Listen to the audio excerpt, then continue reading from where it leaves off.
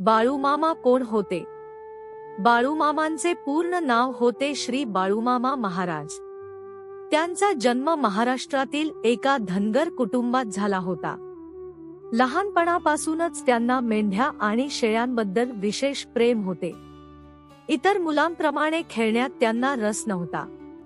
त्यांचा जास्त वेळ निसर्गात, प्राण्यांमध्ये आणि देवाच्या भक्तीत जायचा.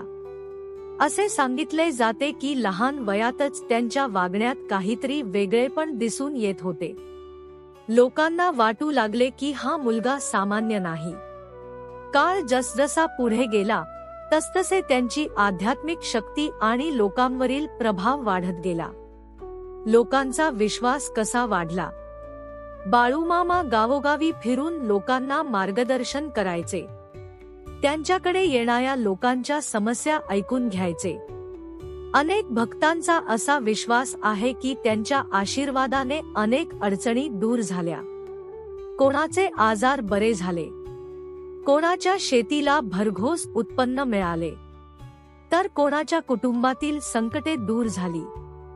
यामागे श्रद्धा होती की चमत्कार?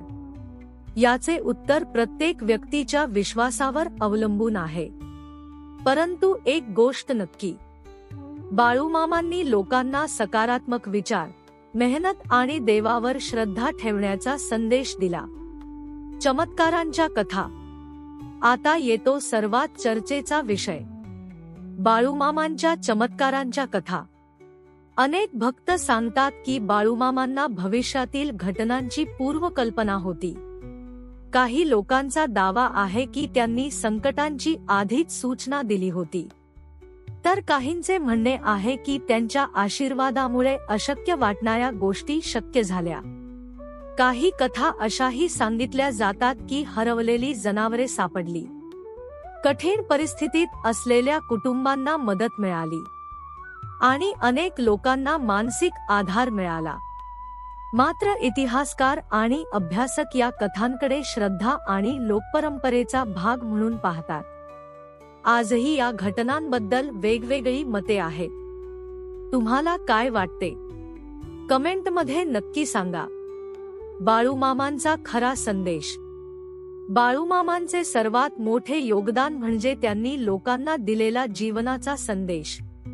त्यांनी लोकांना शिकवले की मेहनत करा, प्रामाणिक राहा, गरजूंना मदत करा, प्राणिमात्रांवर प्रेम करा आणि देवावर श्रद्धा ठेवा. आजच्या धावपळीच्या जगातही हा संदेश तितकाच महत्त्वाचा आहे.